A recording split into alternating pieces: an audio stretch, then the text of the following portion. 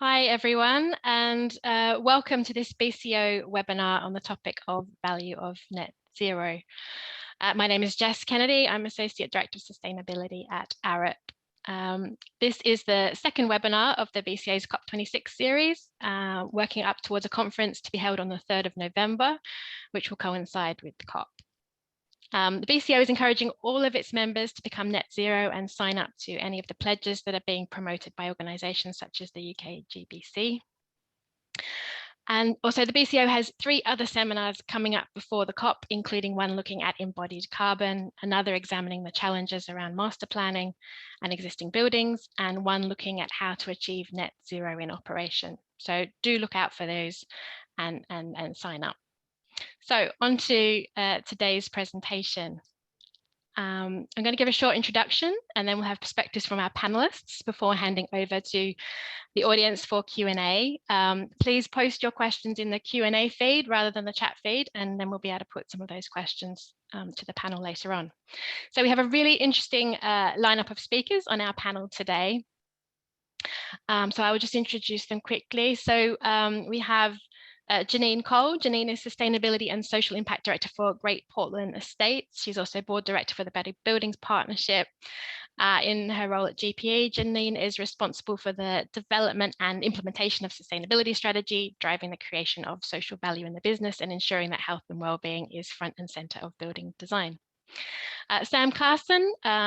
Sam joined CBRE in April as Head of Sustainability in CBRE's Valuations and Advisory Services team.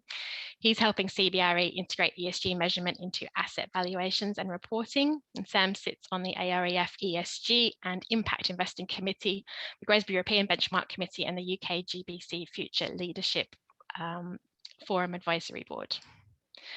We also have Annabelle Clark, who's an Associate Director at Faithful and Gould. She's currently working on net zero carbon roadmaps, new build and retrofit net zero carbon projects, with a focus on how net zero carbon ties into holistic sustainability. Annabelle sits on the BCO ESG committee and is an active member of the LETI community. And finally, we have Graham Smith, who's a sustainable finance consultant. He joined Arup from HSBC earlier this year. His experience includes structuring green and ESG financings for placemaking projects such as King's Cross and the Greenwich Peninsula development. He was a member of the LMA Green Finance Committee that wrote the Green Loan Principles and the Sustainability Linked Loan Principles. And Graham is currently working to help clients shape their projects to access green finance. So to the topic for today, the value of net zero. We're seeing an unprecedented coming together of drivers for net zero, including regulatory, investor interest and occupier demand, and a proliferation of campaigns and pledges. Things are moving fast, and there are signs that there is an increasing link between value and carbon performance. We've seen the launch of the CREM tool in 2020, which allows portfolio companies to assess the carbon stranding risk of operational assets. Carbon performance is being taken into account to support access to green and sustainable finance. And the launch of Neighbours UK provides a transparent measure of an operational asset's carbon performance, which is now allowing tenants, or will allow tenants, to differentiate properties on the basis of carbon performance. So today we'll be hearing from our panelists on their different perspectives on the following questions. How real is the link between carbon and value? How do you see the balance of risk and opportunity inherent in that? When market expectations are changing at such an unprecedented rate, how do you go about making long-term decisions? And finally, how can we use this emerging link to value as a means of driving real positive change in the property sector, as opposed to green or zero washing? Will this mean greater opportunity to achieve genuine outcomes rather than tick boxing? So we'll now hear from each of our panelists before we then open up the floor to the Q&A session. So I'll hand over to our first panelist, Janine. Morning, everyone. So over the next 5 minutes, I'm just going to take you through the journey we've been on, really, in terms of embedding the value of carbon and getting people to understand how they need to change their behaviour. So if you want to move to the next slide, thank you. So I'd say our strategy started to really change and move in 2019.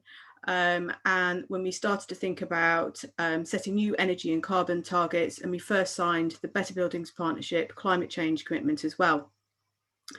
And from that, what we started to then do is create our sustainability strategy, the time is now, and the 4 pillars of our approach. What we then started to think about was, having done that, how do we embed that across the business? How do we get them on board with what we're trying to achieve? Next slide, please. And so what we did was we then looked at how we started to incorporate it with how we financed our business. And so in February 2020, we launched our ESG linked revolving credit facility. And what we did was we embedded the carbon and the energy targets that we'd created in 2019, and we annualized those targets. So we're measured against those on an annual basis, and if we achieve or rather exceed our target, then the rate we pay on our borrowing decreases, and if we're below target, the rate we pay increases. All the margin adjustments are either donated by the banks or by ourselves to environmental charities. But the other thing that we did at the same time was embed them into the remuneration of all our executive committee directors. And it won't surprise you to learn that once we'd done that, the volume on the KPIs really started to turn up. And when we measured ourselves against them in May this year, what we found was that we'd outperformed all 3 KPIs during the first year. Clearly, energy intensity was skewed by COVID, and so we'll put that one to one side. But from an embodied carbon perspective and also our biodiversity net gain KPI, we significantly outperformed the KPIs this year. To such an extent with biodiversity net gain, we actually met our 2030 target in 1 year due to a complete change in thought processes. So both those targets will need to be reset for the forthcoming year to make sure that they continue to challenge the team and also drive change. Next slide, please. So the other thing that we did as well, as part of signing the Better Buildings Partnership climate change commitments, was set out our roadmap to net zero. And this process really worked in tandem with the ESG linked RCF. Because when we mapped our targets on reducing embodied carbon, reducing our energy intensity, and then also increasing the renewable energy supply across our portfolio, we found we would still have 18,000 tonnes of carbon left to offset in 2030. And we really wanted to do something about that. That felt uncomfortable to us. And so what we did was we created our Decarbonisation Fund, which is driven by our internal carbon price. Next slide, please. Thank you. So we set our internal carbon price of £95 per tonne. We apply that to the embodied carbon of our developments at practical completion, and also to our Scope 1 and Scope 2 operational emissions from our investment portfolio. So there's currently £403,000 sitting in our Decarbonisation Fund as at 1st of April 2021, and that's from the Scope 1 and 2 operational emissions. 50 Finsbury Square, which has just started on site, will be our first development to contribute to the fund.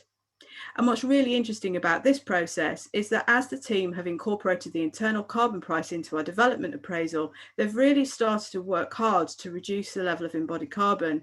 And we're really starting to see the results of that process. The Decarbonisation Fund will be applied to the retrofitting projects across our existing portfolio, and also hopefully support us as we look to reduce the risk of stranded assets. So to finish off, just for the last slide. Thank you. So we're now in a position where we can target net zero carbon for 50 Finsbury Square, well in advance of where we'd expect it to be. And what I would say is I think that that's the bringing together of a number of all the initiatives I've just quickly cantered through.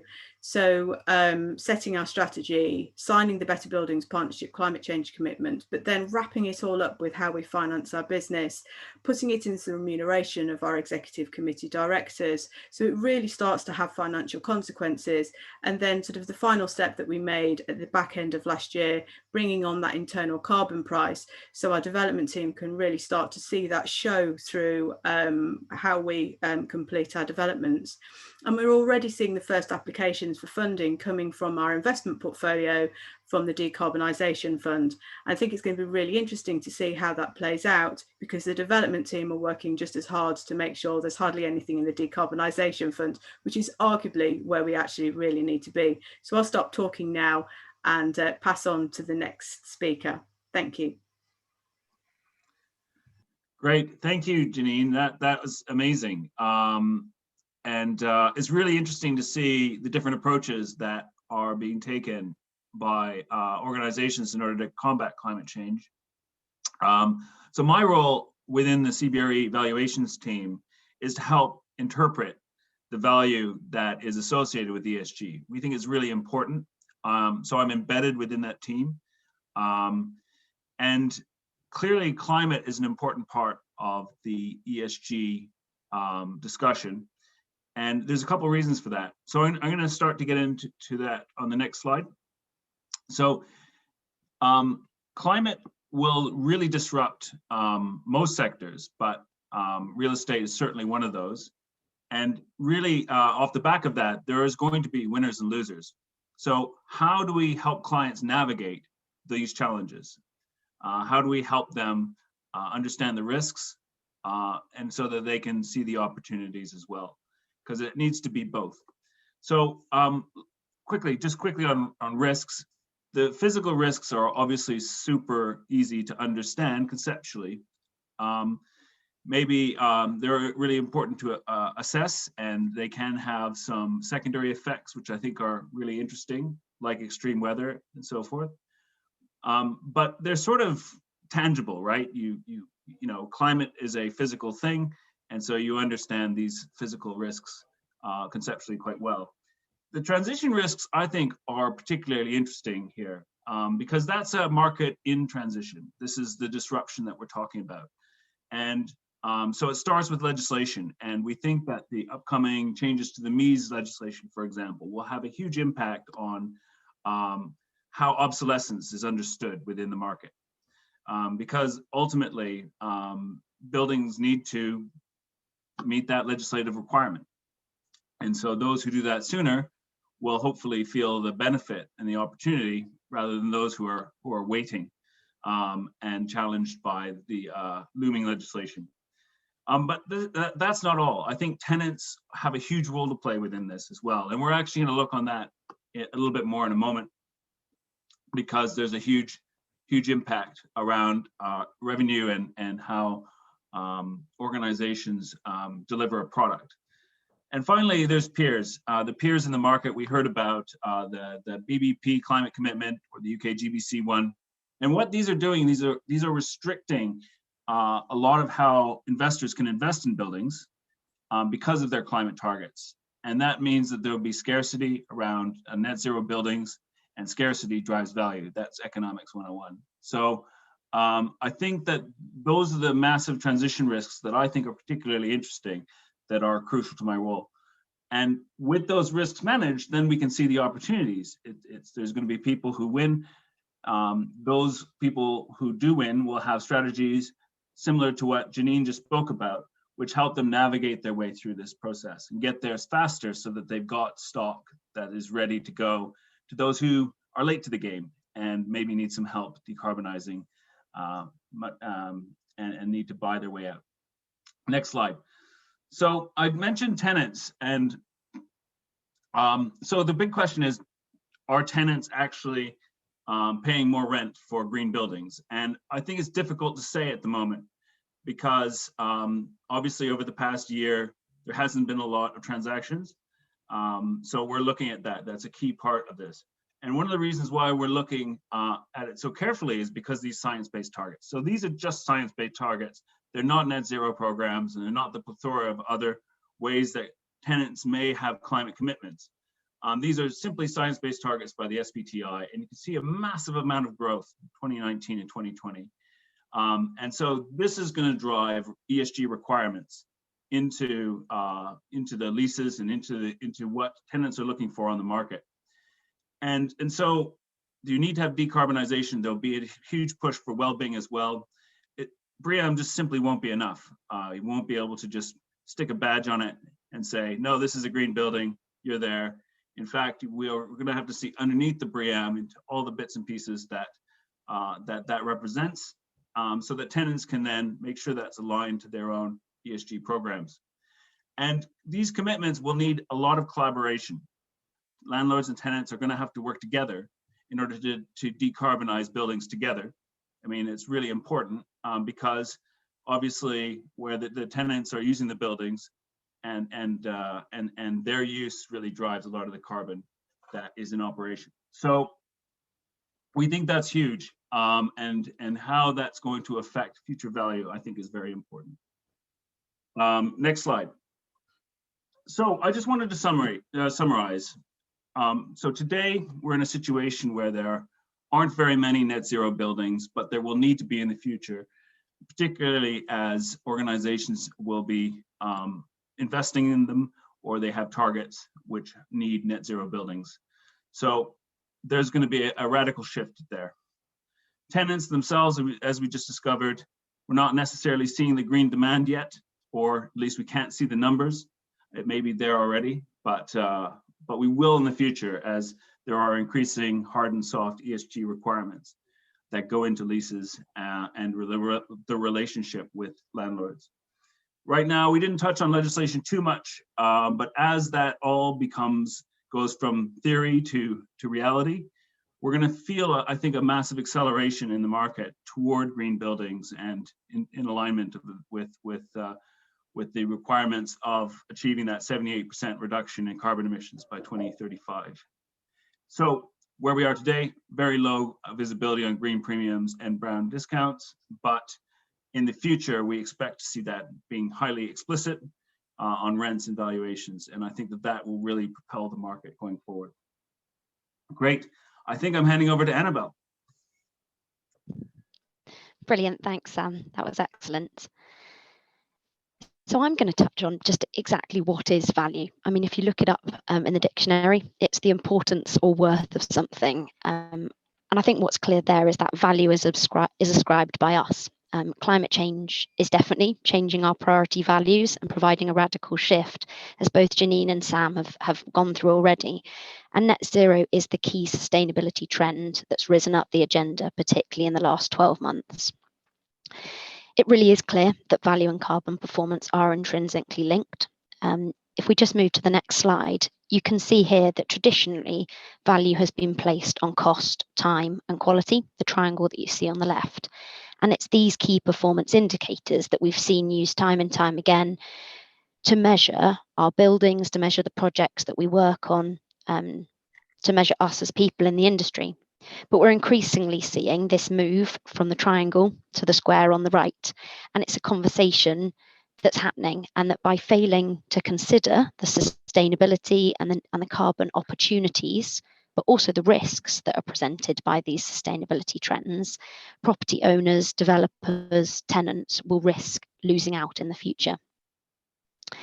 So at Faithful and Gould, where I work, we've made our own commitment to be net zero carbon by 2030.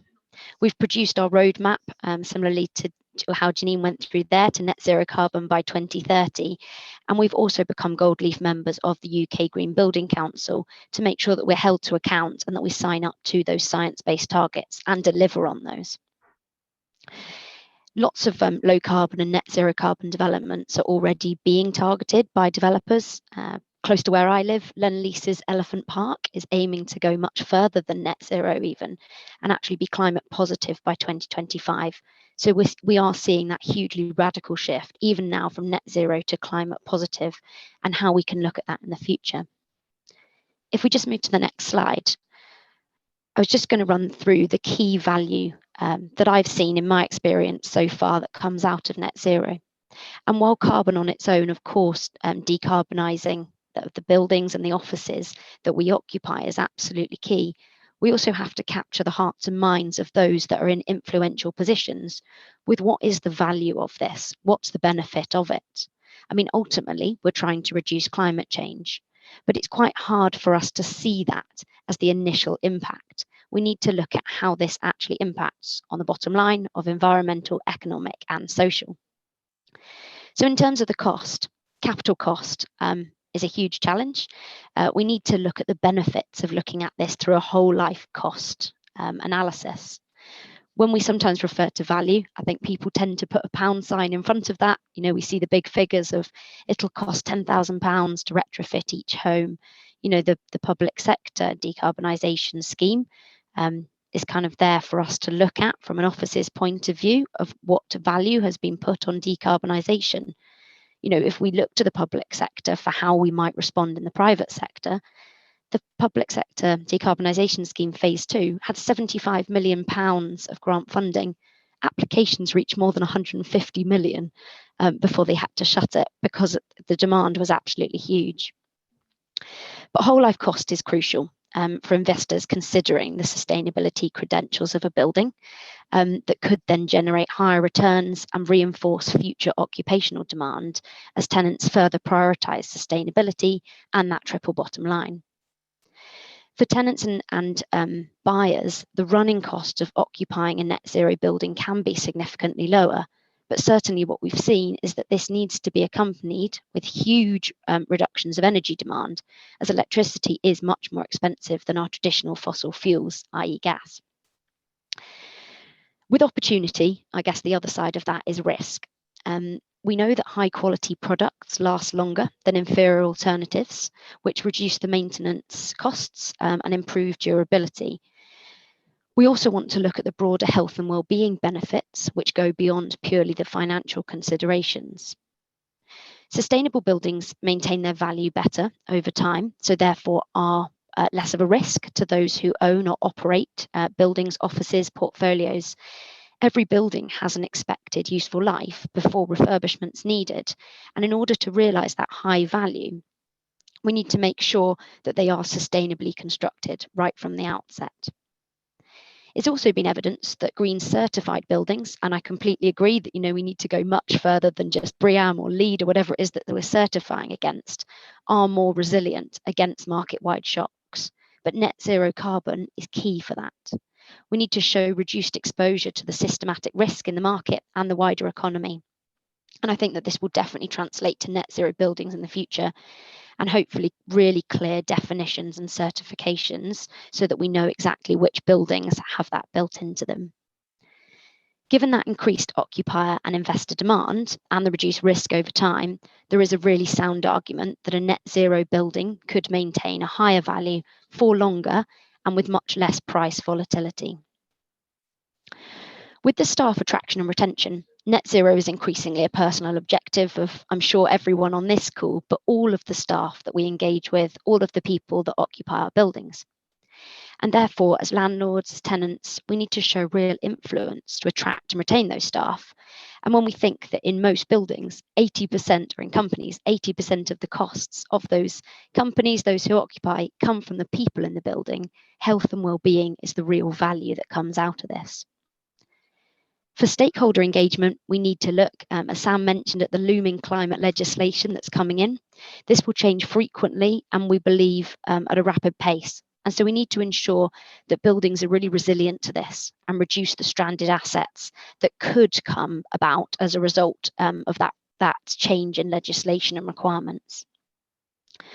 From a corporate perspective, there are lots of benefits of occupying net zero in-use space, which align with the stringent corporate targets that companies are now committed to. But there is a big difference there in the influence of buildings that are owned and leased that's already been touched on. Increased demand from tenants, we're definitely seeing come through in lease agreements in terms of energy, but also the well-being aspects. And this could definitely drive higher rents and sale prices. We're also seeing net zero aspirations help to deliver on other strategic aims for corporate companies. Being a leader reputationally, delivering more efficiently, delivering better quality buildings and better spaces where people are more productive. With the upskilling, there's a huge value element here in upskilling the industry in net zero. With the design and data increased knowledge that we have, we're looking to drive down the cost of net zero solutions so that they provide better value for money. The circular economy combined into this seeks to extract more value out of the resources we use as opposed to just a linear economy, because we want to make sure that we're maximising the current value of assets by using them to their full capacity, which I think is a key part of net zero carbon, that reuse and reducing material consumption. So as Sam identified, tenant demand for green buildings has yet to have a hugely dramatic impact on the market, but I think that we will see a big shift. After the impacts of the last 18 months of the pandemic, we're seeing a lot of people return to office space, and it's really clear that driving this net zero market requires collaboration from both landlords and tenants. Considering that business case for net zero carbon, social value and circular economy together for your assets is a really clear opportunity to create value. And it's really exciting to see that those who are seizing this opportunity are beginning to realise those early awards. And it's really exciting to see that huge shift in what's happening. Thank you. Right, thank you very much.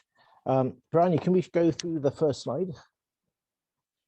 So my role at Arab is really to be sort of the banker turned poacher, I guess, to explain to our clients how they can work their way through that maze to the holy grail of green sustainable financing at the end. And what I'm really going to concentrate on today is to explain how the banks see green financing for green buildings, and also what's coming up next, which is going to pressure them and indeed companies such as yourselves to actually moving towards that green sustainable agenda. So Brian, have you gone to the next slide? So this is my attempt to show a representative image of green money. Okay, so why would banks want to lend green money? Well, first thing that's very important to say is that green money, just like brown money, needs to be repaid.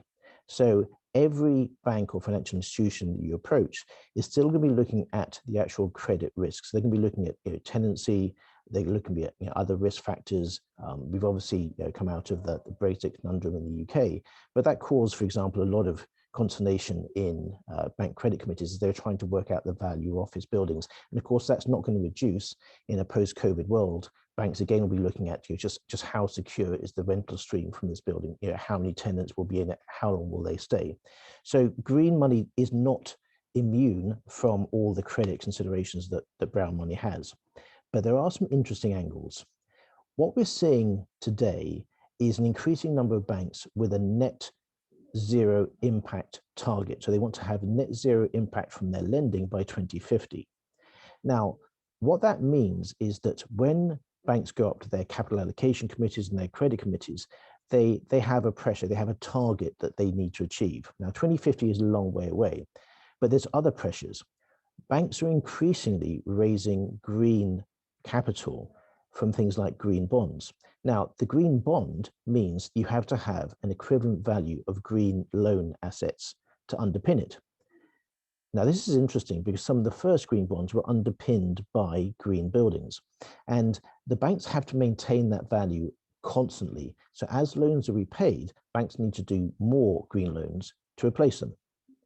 Banks are also issuing green commercial paper, very similar to bonds, but slightly longer dated and a little bit more bespoke in that corporates and private investors can basically say, look, we want a green commercial paper issuance from you, from the bank. We'd like it to be specifically around renewable energy, specifically around net zero carbon buildings. You're looking at these type of sort of bespoke arrangements, but again, they're underpinned by green loans on green assets such as buildings. Banks are also raising funding. So banks are increasingly offering green deposits to corporates and institutions, saying, okay, what we'll do is we'll offer you actually slightly less interest on your deposit, but we commit that those funds will always be used to fund green projects. So we're seeing that there's a real push from the banks to actually reach the numbers and to make sure that they're underpinning all those green assets and using those green deposits. Now, another thing that I think that's very interesting is that the green products out there, there's really two standards. There's the green loan principles written by the Loan Market Association that cover green projects, and you've got the sustainability linked loan principles, which cover ESG loans. But if you just look at green loans for the moment, green loans require that a project falls into an eligible category. Green buildings is one of those. They look for evidence that says that project will have a green impact. And for that, the banks look at BREEAM and LEED pre-certification reports.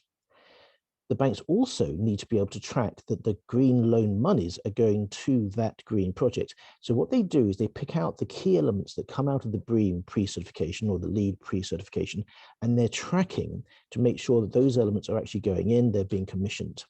And finally, banks look to have a certification at the end of the project that says, yep, it was done, it did achieve a green standard. So they use the final BREEAM or LEED certification. So green buildings work very well with green loans. But to pick up on what was being said earlier, things are starting to move further, and banks are starting to look at increasing requirement for better and, we say, deeper dives into the actual green projects. But I'll touch on one more thing before we go on to the next slide, which is around transition risk. One of the things that banks are concerned about is this risk that they will end up with long-dated loans to industries that are not adjusting to a zero carbon economy. So if you have a portfolio of buildings which you're not refurbishing, upgrading to become greener, or you're not building green from the outset, banks will start to look at you and say, okay, yeah, we've got a potential transition risk. The market's moving one way. This particular client doesn't seem to be going that way. Maybe we need to start thinking about reducing the amount of credit they get, maybe reducing the term of loans we're giving to them, so that actually if their buildings in fact become impossible to tenants, then maybe we protected ourselves. So that transition risk will also influence the way that banks are moving. Now we move on to the next slide. This is perhaps the gauge into the future. So I touched on the LMA green loan principles and sustainability linked loan principles. This is the global gold standard for banks. As I said, green buildings work very well. They also work for refurbishment of buildings to take them up to a better green standard, provided, again, you can show what's going to be done and that those investments can be tracked by the banks. What I think is very interesting is, and this has already been touched on by some of the previous speakers, is new regulations coming in. The EU Green Taxonomy comes into effect in January 22. The UK has just formed an expert group to start looking at a UK Green Taxonomy. That will establish standards for green buildings in terms of carbon intensity and in terms of a number of other elements. So this matters because if you actually want to have a banking syndicate involving European banks, you'll need to make sure you're aligned with the EU Green Taxonomy.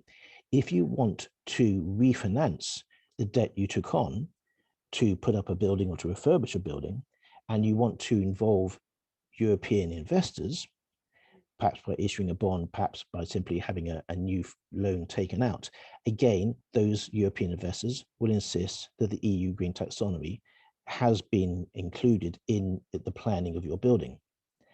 But I think perhaps most interesting of all is this DNSH. This is the do no significant harm. The EU Green Taxonomy calls upon each lender and investor to ensure that the project they're involved in has had a deeper level of verification. So we're really thinking sort of outside the simple buildings envelope. You're looking at, are you a heat island? What's the impact on the water table? What's the impact on the wider community on biodiversity? What standards are being put in? And there's a very interesting element of DNSH, which says you should avoid technology which appears to have a green impact today, but would have no green impact in a 2050 scenario. Now, what does that mean?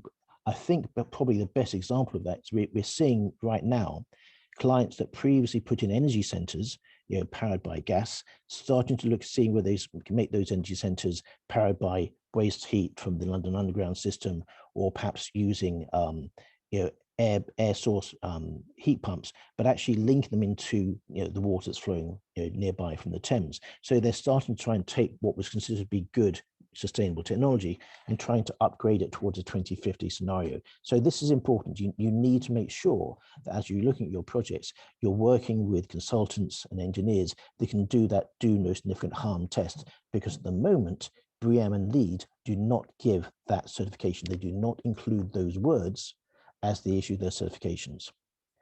Finally, I would like to touch on the fact that there's a potential carrot coming up, and the carrot is the green supporting factor. At the moment, the EU is looking to see whether they can agree a 25% capital reduction for financing linked to green infrastructure. And the purported plan is that green buildings will be one of those first elements in. But banks won't be able to take advantage of that capital reduction, which means they can lend more, or they can lend more cheaply if they're doing green projects. They won't be able to do that unless that project has been assessed as being green. So again, we're going to be looking at what is a good green standard? Is it BREEAM? Is it LEED? Is it NABERS? Take into account those do no significant harm criteria. But it means that if you do follow through with green buildings and you do them well, and you look into them in depth, then there's potentially going to be a lot of interest from the financial community in supporting you with green finance. Thanks, everyone. Really interesting insights from all our panelists there. Okay, so we're going to now do the Q&A session, and I can see a few questions have come through, which is great. And please keep adding those to the Q&A stream as we continue. So if we start, there's a good first question here. So net zero office buildings will be fundamentally different to a typical office building of today. So for example, more columns, lower window ratios, etc. So do you think tenants and agents are ready to accept this? So I guess will they pay more for this? Will they be happy to have additional restrictions potentially placed on them as a result? Perhaps Janine, I don't know from your experience whether you can comment on that, and then anyone else who wants to jump in as well, please do. Sure. I mean, I think probably the place to start is that the conversations that we're having with potential occupiers have changed significantly. And I think that whereas before sustainability was probably on the list, it's now towards the top of that list. So it's moving to be within the top 3 things that we're being asked by potential occupiers. In one case recently, it was the first. So before they even got into any form of lease negotiation, what they wanted to do is understand what our corporate sustainability goals were and how we would work with them on sustainability. So I think that the conversation is changing dramatically, I think. And I think whilst you might say that that is generally often the larger occupiers, the big corporates, what we're also seeing is a slightly different type of conversation coming with our smaller occupiers who perhaps occupy our flex space, where those questions are more come from rather than from a brand approach, more of an employee retention, where they've got people who are just asking questions before they're moving offices. So I think that's probably the place to start. In terms of will they be prepared to pay more, I think the answer to that question is I don't think you can isolate that. And I'm not sure we're ever really going to be able to accurately isolate that. I think what we're seeing is a huge separation between what we call prime office and non-prime, and sustainability and having a building with great sustainability credentials. So often the EPC rate, the BREEAM, but also the net zero carbon story, well-being really high up there as well. That generally is part of what makes that office building prime. And what I would say is that in those buildings, particularly in our development pipeline, what we're finding is that there is much more interest in that space really early on. Interesting. Does anyone else want to comment on that? Yeah, go for it. A little bit. Janine said pretty much half of what I was going to say anyway, so just to endorse her point. But also to say, I think that there's a really important role for storytelling, and we've seen that with Janine's presentation, but I think that that's a really important part of this, and we need our agents. I mean, we should all be trying to get this to happen, but we need agents to understand these stories, to be able to feel them, understand the incentives for them in selling green stuff, so that that column is a feature, not necessarily a drawback, and that's entirely possible. I think that's definitely possible, considering the science-based targets that I was talking about earlier. But we do need to tell that story, because if it's just an obstruction rather than a feature, then it's just going to be an irritation. So I think that's the key point on that. Thanks, Sam. Yeah, I think it's already been covered, but I think the specific point on kind of those design changes around, the more columns, lower window ratios, potentially even losing floors in new build, if you're using timber with the added space that you need. I think it is quite hard to kind of balance that out when you're looking at the driving priorities that tenants or landlords have. But I think it's been covered, but, I think we can't look at just carbon in isolation, the well-being, the money, the cost involved, the climate aspiration, it has to be looked at together. And eventually, I guess, we assume that net zero won't be something on its own. It will be intrinsically linked into all new builds and all retrofit design. So we won't look at it as a separate item. But in the short term, I guess, it is really selling that value when you're seeing the challenges of, less floor space, more columns, lower windows, things that we tangibly see and maybe don't see in a positive light. Yeah. So, so linked to this sort of issue around engaging with tenants and tenant demand, there's a second question here around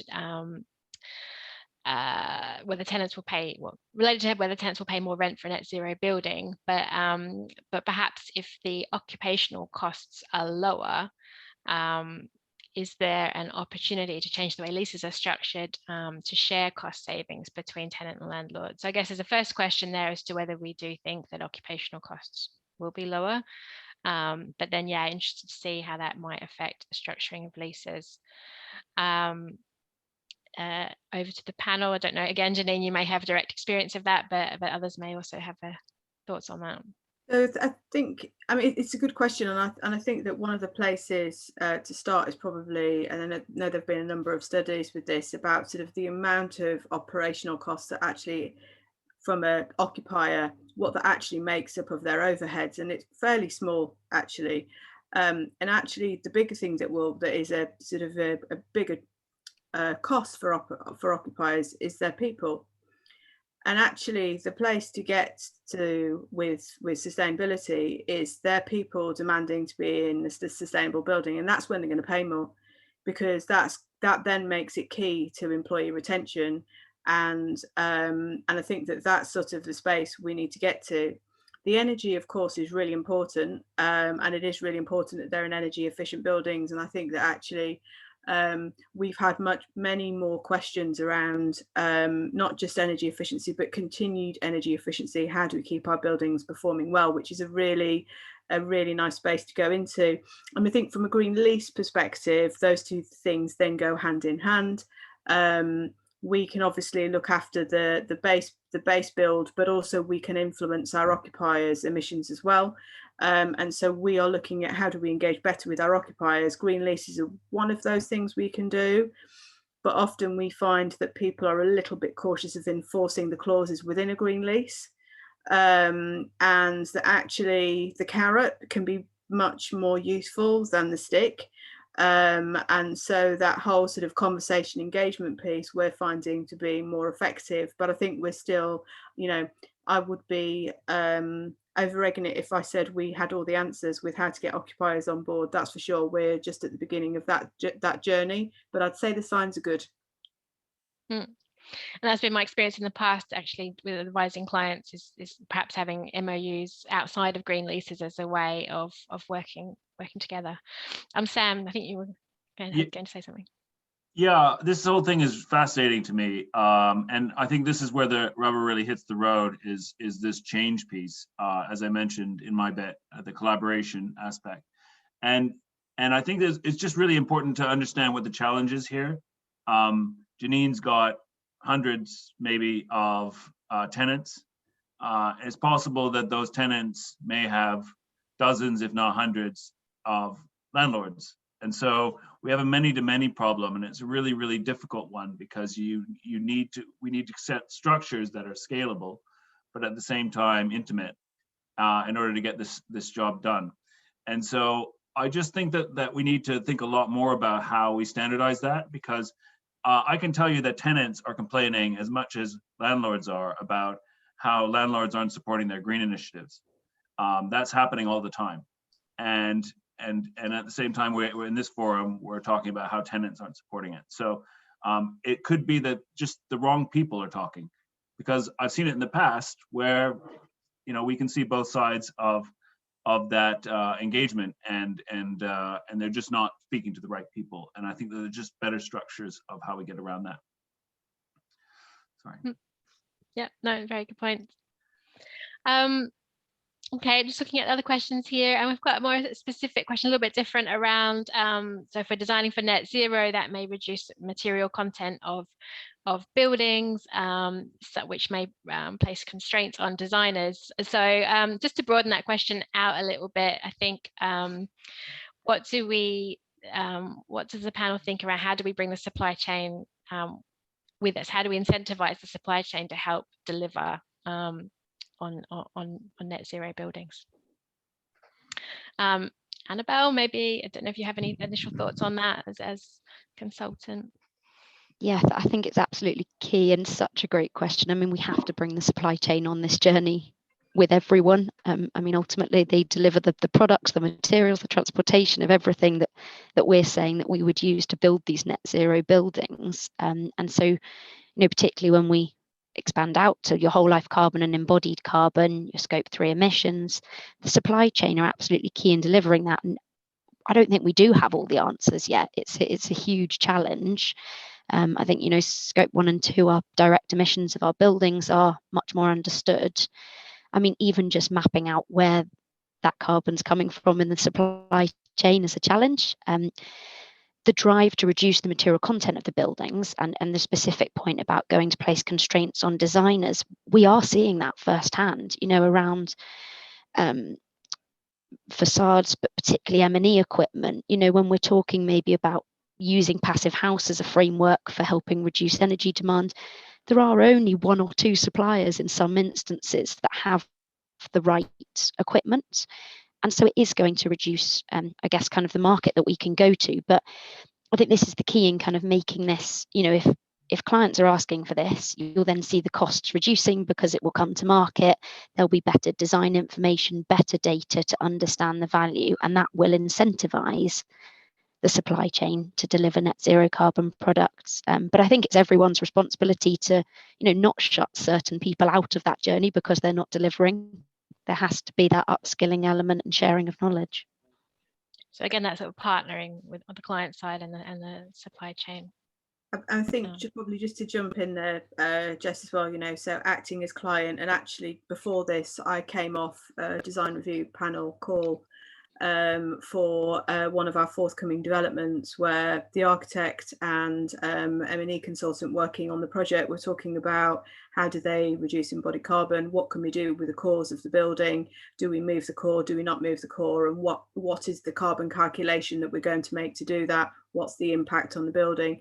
And alongside the sort of potential impact on rental value, there's also a carbon cost going along in the next column. And I think that actually the level of engagement we're getting from our supply chain is really great. They're coming with us on the journey. And, you know, they are just as enthusiastic about delivering this. And yes, and I think actually it's less, and again, I suppose it's Sam's point around storytelling. Frequently it's not about seeing those kind of pillars as being constraints, but how do you make them features?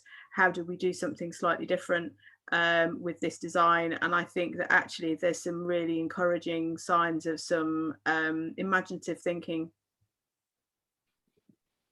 No, it's good. It's good to hear.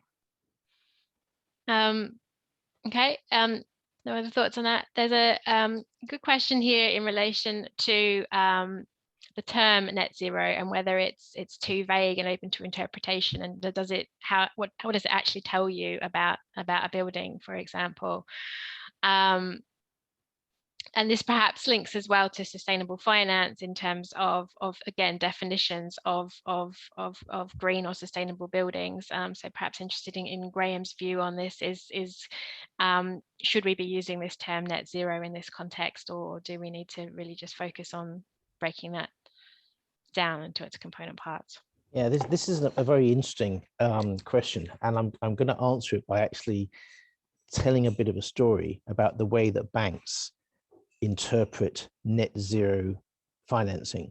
So what the banks do is they say, okay, we're going to achieve net zero. So they will say, okay, so let's look at our pension fund. How much of that was in, you know, in effect, zero carbon industries?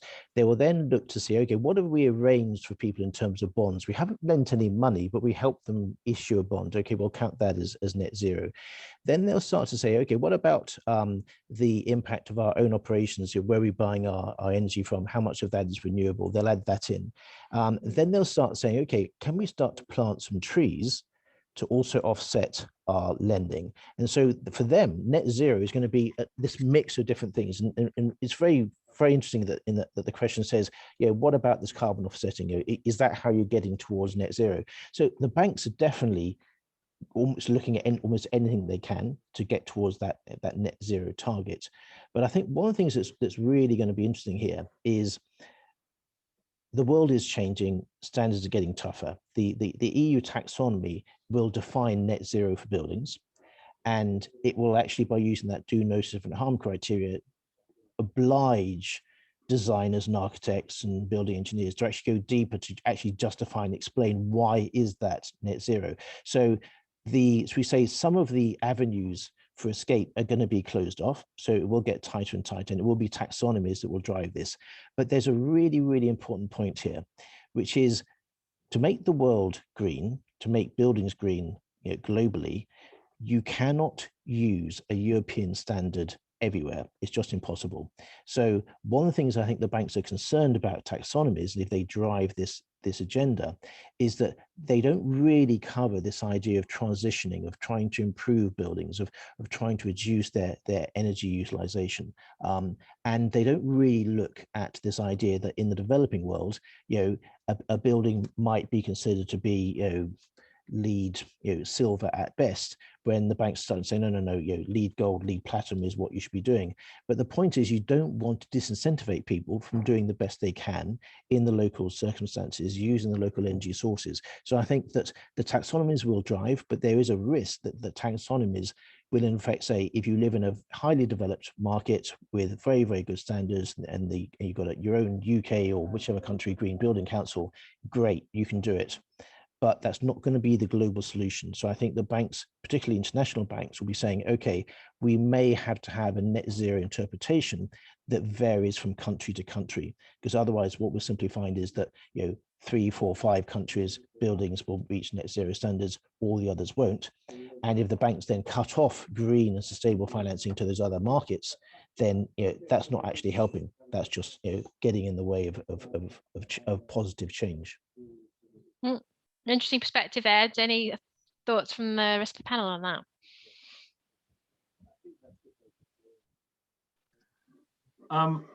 Just to say that I think we're almost a little bit lucky that we do have the definitions that we've got. If you look in other sectors, it's much more of a mess.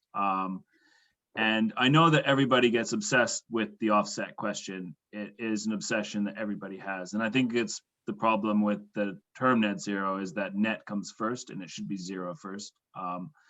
But we'll sort that out. And one of the tools that we have is that offsets are cheap now, but they are going to be expensive because that's what scarcity is. And so I'm not overly afraid of offsets.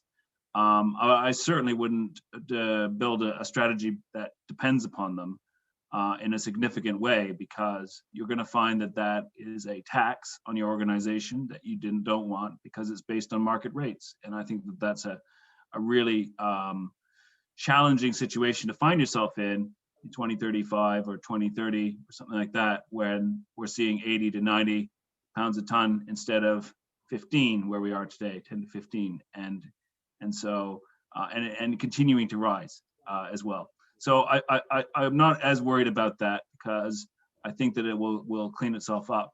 And we do like ring fence taxes that go to environmental causes. So that is as good as we get.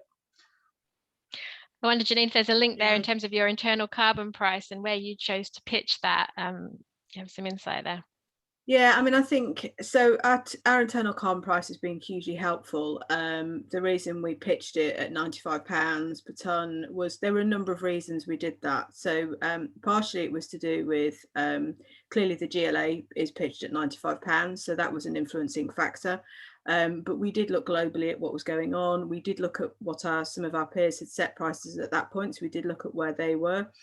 And we also got some sort of consultancy work done to sort of look more broadly at where they thought borough council internal carbon prices might get to within a couple of years. But the main factor that really drove the decision was when we put it through our development appraisals. And when we put it through, what we realised that was that much lower than £95, it made no difference at all. And actually, it was much cheaper to pay it off than actually make decisions on sustainability. And it wouldn't change any decision-making processes at all. And the vigour with which the team working on 50 Finsbury Square are tackling the embodied carbon question is entirely because of the price of that we've put on carbon. And they've made huge inroads, and we'll have a much more sustainable building as a result. And so I think it is paying dividends for us. I think the other thing to say as well on the net zero carbon piece is I do think that there is a need for some form of certification.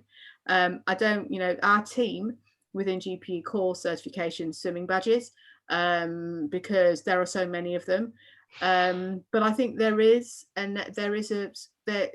need for a net zero carbon certification, because part of the issue with it is that we're all learning as we go. And it's not that people who've already declared net zero carbon have necessarily got it wrong. It's just that thinking on carbon is moving so quickly, and particularly around the embodied carbon perspective. What was considered net zero carbon 2 years ago would not be considered net zero carbon now, maybe. And I think that that's why we have to really start to think about, is there a place for certification? And I think that, in my view, I think there is. And I think that that would actually really help take away this whole debate to an extent, and actually get people focusing on delivering sustainability rather than actually unpicking everybody else's achievements to work out whether it does make net zero or not, in my opinion. Yeah, it makes a lot of sense. Okay, I'm conscious of time, but I would like to, there's one last question here in the chat that I would like to put to the panel, which is a little bit different. So starting to think about the link with digital. So do we need to see smart technology to enable and demonstrate high performance? Sam, I wonder if you have a view on that, or anyone else in the panel.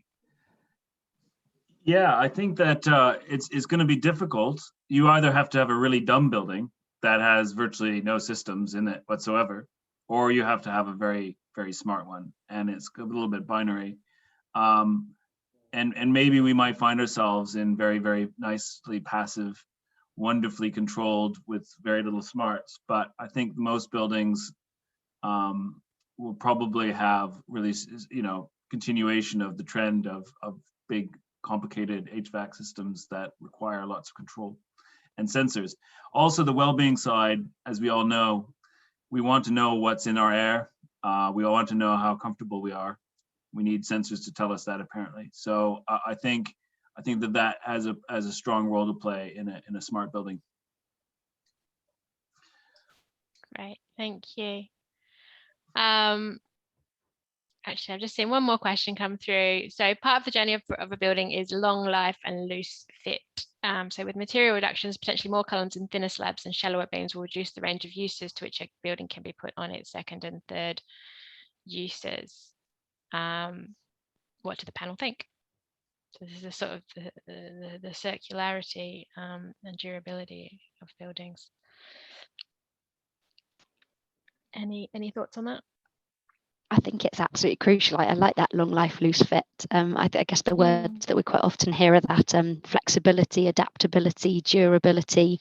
And I know that we've been saying they don't go far enough, but actually your BREEAM and LEEDs, etc., do really push that. But I guess that's key, that we want to see in that net zero carbon certification as well. It's not just what's your impact today, it's what's your impact for the future, that whole life carbon element again.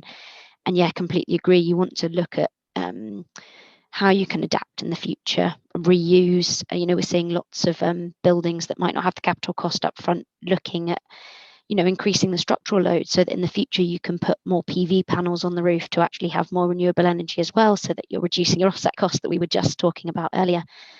So yeah, absolutely crucial that flexibility and adaptability are key messages in the design. So what we don't want is that trade-off with, if net zero is going to drive a certain design that takes away from that flexibility. That doesn't sound like the outcome we should be aiming for at all. So something, another challenge to bear in mind with all of this. Okay, that's the questions that we've received from the floor. So I think we will draw a close there. want to thank all our panelists today. Thank you. Really interesting perspectives. Thanks to BCO for hosting, and thank you for all the questions that came in. I hope you found it a useful session. And as I mentioned at the start, do look out for the future BCO carbon events in this series. Thanks very much.